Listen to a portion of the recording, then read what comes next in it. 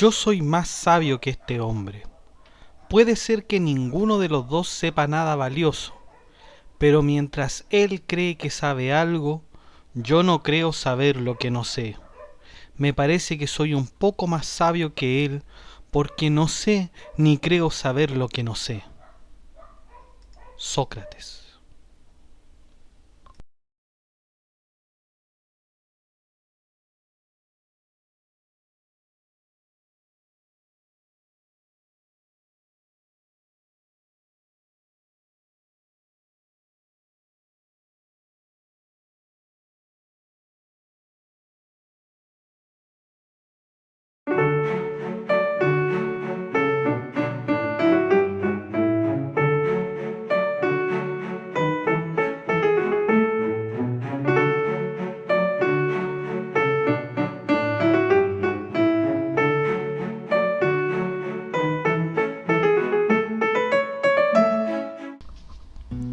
Hola chicos de Filosofía Apuntes, estamos de nuevo el 6 de marzo, algo inesperado porque pensé que no iba a tener tiempo, pero bueno, aquí así son las cosas.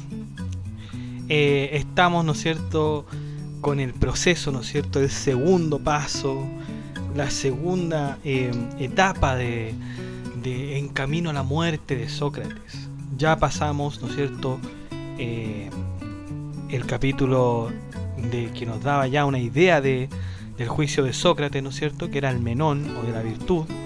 Y ahora vamos a hablar de algo tremendamente importante en la historia de la filosofía, que es, ¿no es cierto?, el juicio que se le hace a Sócrates en esta obra llamada Apología de Sócrates. Es el juicio más injusto en la historia de la filosofía de la humanidad. ¿Cómo pudieron los propios griegos acabar con una de las mentes más brillantes de la historia? Las rígidas leyes y una conspiración de mandar al más grande refutador de todos los tiempos al otro mundo fueron los responsables de tal crimen, ¿no? Ya vimos todas las referencias, ¿no es cierto?, de que se iba a hacer algo grande con Sócrates, ¿no es cierto? Ya vimos en Gorgias y lo vimos en Menón. Ya se habían dado, ¿no es cierto?, algunos augurios oscuros sobre su mala fortuna. Pongamos atención entonces a las razones de la condena al filósofo y entendamos cómo fue este ignominioso juicio. Sócrates, con más de 70 años, comienza hablando de cómo ha sido juzgado y acusado por parte de algunos oradores. ¿Por qué decimos oradores y no decimos, por ejemplo, abogados? Porque en ese tiempo no se conocían los abogados, ¿ya? O al menos no con ese nombre. Digamos, eran oradores antes. De hecho, tenemos en el blog, si van a la parte de leyes, está de hecho el origen del abogado, ¿no es cierto?, o lo que se conocía como abogado en la antigua Grecia, que eran en realidad oradores. Sócrates no le tiene miedo a sus últimos acusadores, como Ánito, pero sí a los que persuadieron a estos de desconfiar de Sócrates. Por lo demás, todas estas acusaciones fueron bajo la envidia y falsas ideas de quién era Sócrates en realidad. Nuestro filósofo no es un orador, pero siempre que hablaba intentaba, ¿no es cierto?, llegar a la verdad. Los primeros cargos, ¿no es cierto?, para Sócrates se leen en el siguiente párrafo. Escuchen. Sócrates es culpable de indagar con impertinencia las cosas subterráneas y celestiales, de hacer pasar por buena una mala causa y de enseñar a otros cosas semejantes. Esto es lo sustancial del juicio de Sócrates. De hecho, se dice también, ¿no es cierto?, algunas calumnias, como por ejemplo que Sócrates cobraba por cada lección, ¿no es cierto?, que sabemos que eso no es cierto, que Sócrates estaba en contra de aquello. Pero bueno, la mala fama de Sócrates es debido a que él mismo, ¿no es cierto?, asegura tener un tipo de sabiduría interior.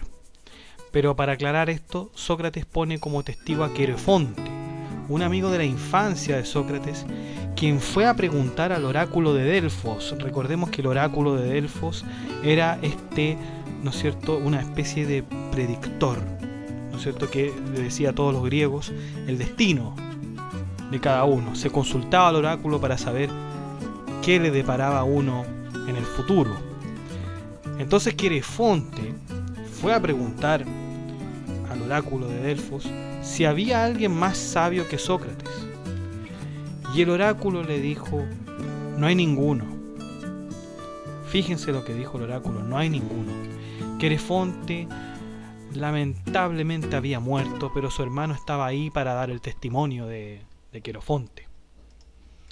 Al saber esta respuesta, Sócrates queda muy sorprendido. ¿Cómo es posible que yo sea el más sabio?, dice Sócrates, ¿no es cierto? Es imposible, no lo podía creer que el oráculo, que era algo que tenía tremenda veracidad en esos tiempos, dijera que en efecto Sócrates era el más sabio de todos. Pero Sócrates, ¿no es cierto?, dudaba de aquello, no podía creerlo, ¿ya? Sin embargo, también hay que considerar que el oráculo no puede mentir, porque le está prohibido hacerlo, ¿no es cierto? Esto llevó a Sócrates, ¿no es cierto?, a cuestionarse por qué él era el más sabio de todos.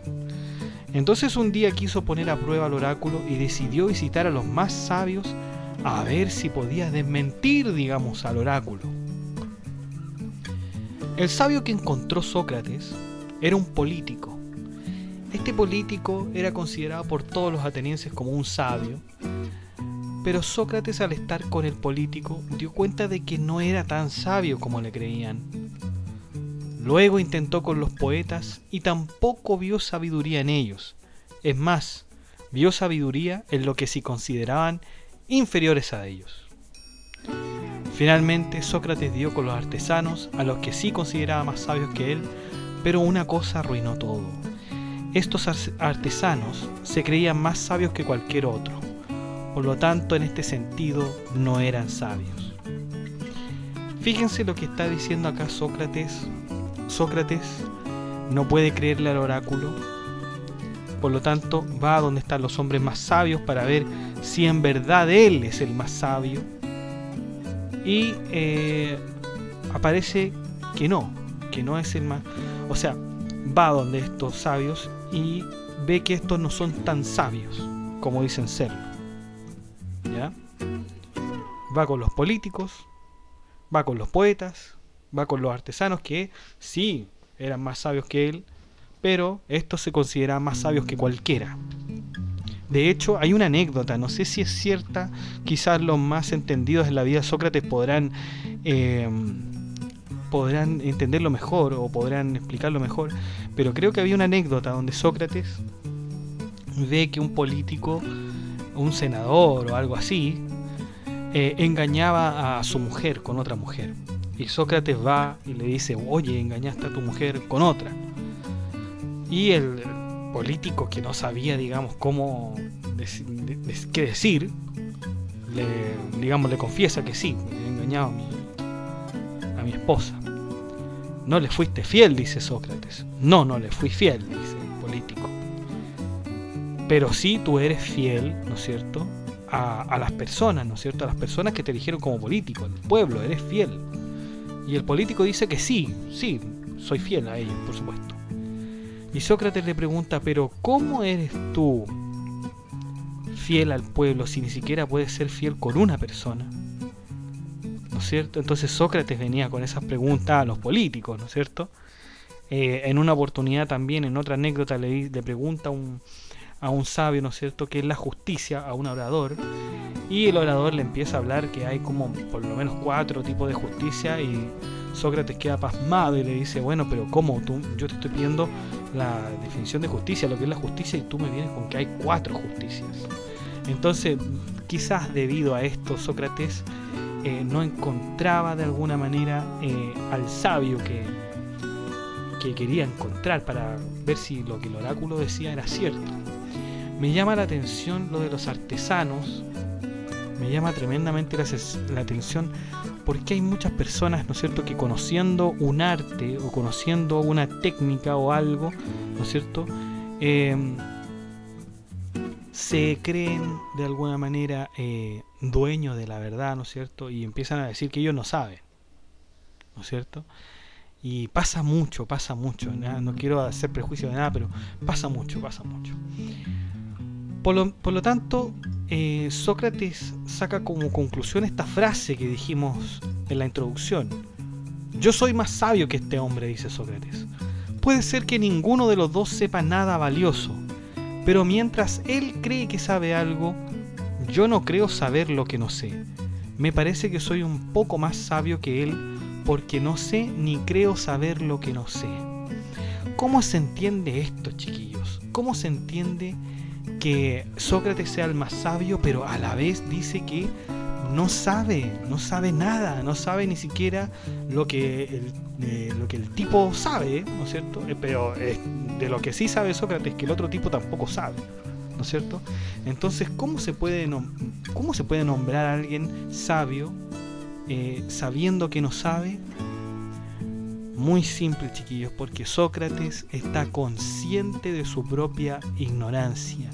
Y el que está consciente de su propia ignorancia es a la vez más sabio que aquel que cree, ¿no es cierto?, que no está ignorando nada. Por lo tanto, Sócrates es más sabio porque está consciente de lo que no sabe. Tenemos a 3 acusadores en el juicio de Sócrates: Meleto, quien está de parte de los poetas; Ánito, quien está de parte de los artesanos y los políticos; y Licón, quien está de parte de los oradores. Meleto es quien vimos nombrar en Eutifrón, y Ánito es quien estuvo temporalmente en el diálogo de Menón, y de Licón no se sabe nada, pero ahí estaba, ¿no es cierto? La defensa ante Meleto: corrupción a los jóvenes.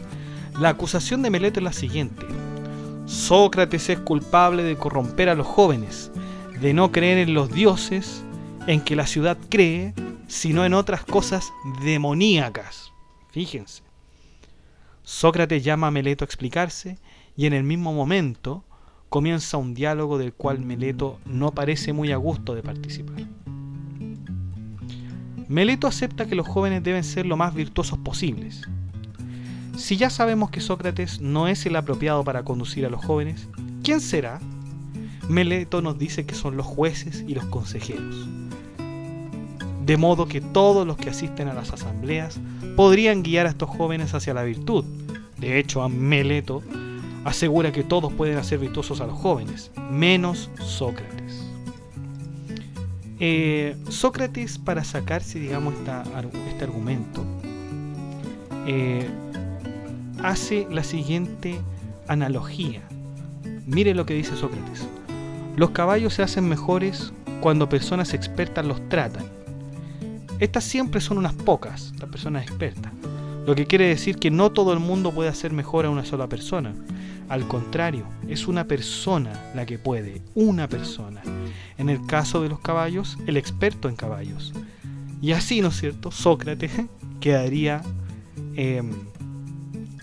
Sócrates eclipsaría, ¿no es cierto?, el argumento de Meleto, quien dice que todos pueden hacer virtuosos a los jóvenes menos Sócrates. Sin embargo, esto no es así.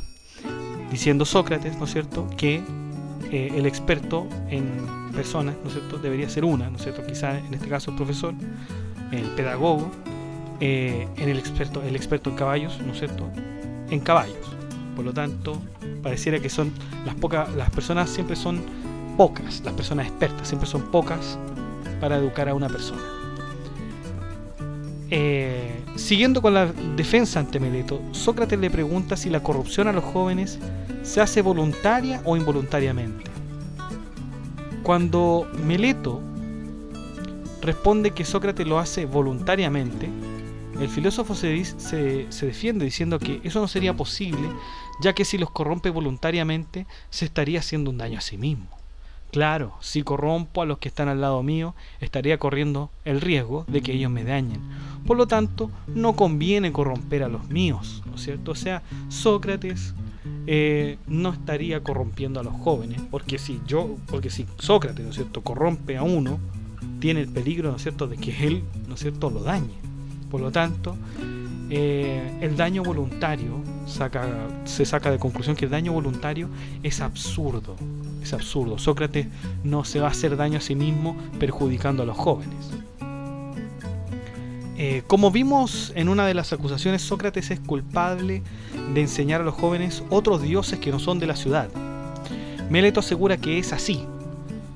Esto le dice a causa de que Sócrates decía que la luna y el sol eran rocas gigantes, pero que en realidad afirmaba esto, el que lo afirmaba en realidad era Anaxágoras. Sócrates refuta esto de una manera muy simple. Creer en los demonios es creer en cierta clase de dioses.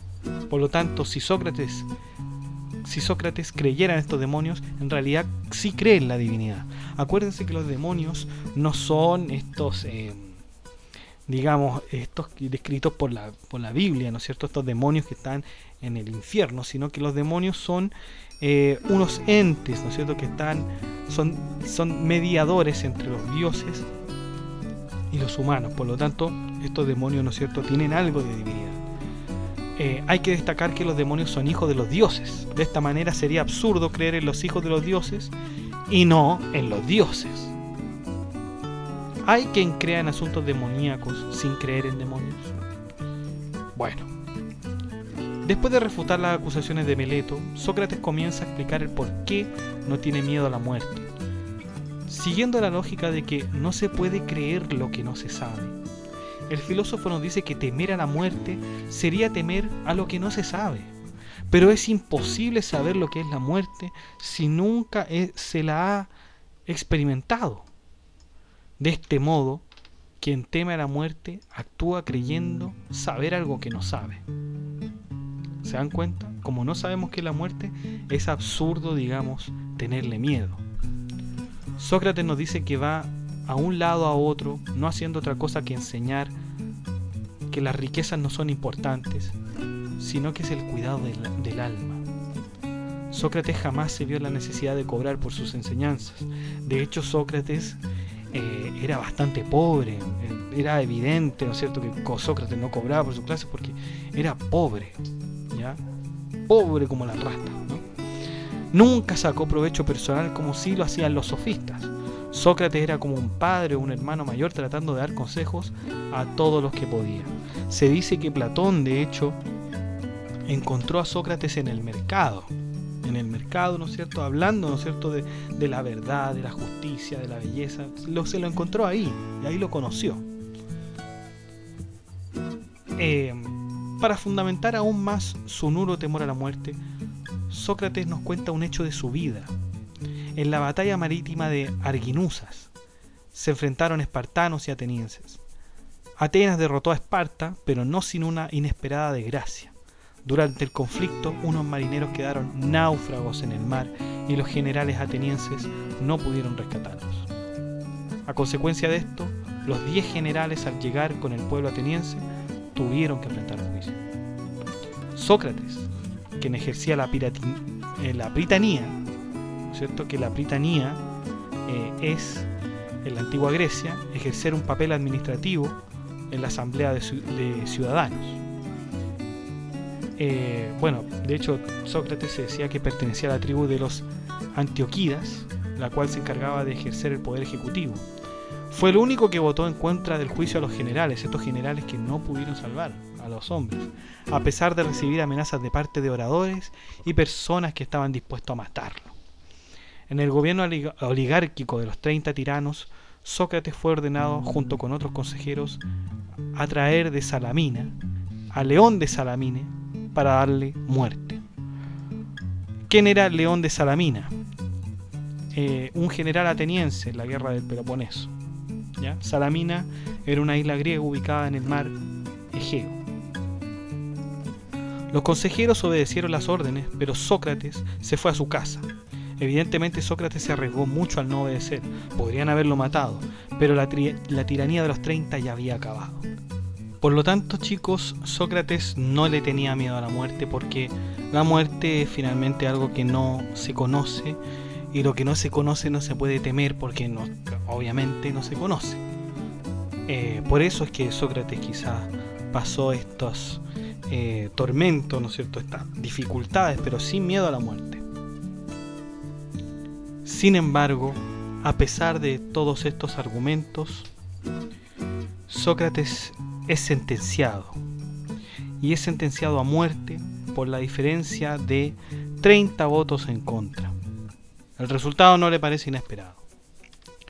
Hay unas salidas alternas, que es, por ejemplo, mantenerse en la britanía, que es ejercida por atletas, y otra salida sería pagar la multa, pero debido a la pobreza de Sócrates, él podría pagar solo una mina de plata, y una mina de plata, chicos, equivalía a 100 dracmas, que era totalmente una suma insuficiente.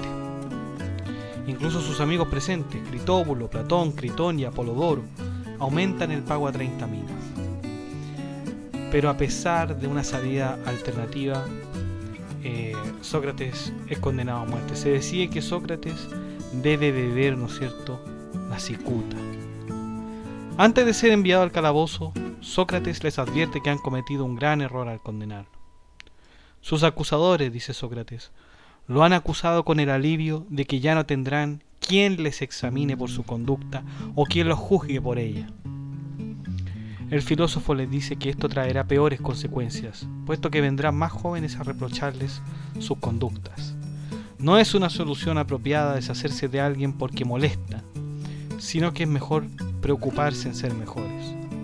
Por otra parte, Sócrates manifiesta que la muerte puede traer dos cosas: la extinción total del ser, que sería como un sueño donde no recuerda ni se siente nada, o un viaje a otro mundo donde se encontraría con personas como Homero, Hesíodo, Áyax y tantos otros destacados hombres griegos. Por último, pide que a sus hijos se les reprenda y examine tal como lo hacía él con los ciudadanos, que los guíen hacia el bien y no hacia el mal. Esta es la frase final de Sócrates, chiquillos. Ya es hora de marcharnos. Yo para morir, ustedes para vivir. ¿Quién avanza hacia una realidad mejor? Nadie lo sabe excepto el Dios. Así se describe uno de los juicios que, en mi opinión, es el más infame de la historia. Solo por una diferencia de votos, nuestro filósofo tuvo que sufrir la condena que lo llevará a tomar la cicuta. Sin duda que la envidia y la impotencia que sus enemigos le tenían era enorme. Sin embargo, este no es el fin. En el próximo análisis veremos a Sócrates discutir con uno de sus amigos que incluso le ofrece huir de prisión. Un libro que muestra la consecuencia de un hombre frente a la adversidad de una condena. De pronto, chiquillos, esto nos puede parecer muy similar a la vida de Jesús, chicos. No es que quiera hacer una comparación acá tan radical, pero es que Jesús también fue condenado. Fue condenado, digamos, por tratar de corromper, ¿no es cierto?, de alguna manera la religión que estaba establecida. Sócrates, ¿no es cierto?, tenía una especie de alumnos, ¿no es cierto?, una especie de séquito que lo seguía y él conversaba con ellos, ¿no es cierto? Jesús también lo hacía. Claro que uno, ¿no es cierto?, estaba más por la razón, que era Sócrates, mientras que Jesús está más por la fe, ¿ya? Es una comparación interesante. Yo creo que nadie puede caer en odiosidades por esto. Es solamente una comparación, se me vino a la mente, de hecho, ¿ya? No, mentira, no se me vino a la mente. De hecho, hay una entrada del blog que es la comparación entre Sócrates, ¿no es cierto?, y Jesús de Nazaret, que es muy interesante también y que los invito a que la vean, ¿ok? Bueno, y después de este hecho triste, pero que aún no termina, decimos, ¿no es cierto?, adiós a la apología de Sócrates. Muchas gracias a todos por escucharme. Muchísimas gracias, de verdad. Lo he visto que hay visitas, he visto que hay visualizaciones, que hay me gusta, que hay suscripciones. Así que muchas gracias a todos, que estén bien, cuídense. Suscríbanse de todas maneras, comenten, hagan clic si les gustó, si no les gustó, lo que sea. Muchas gracias.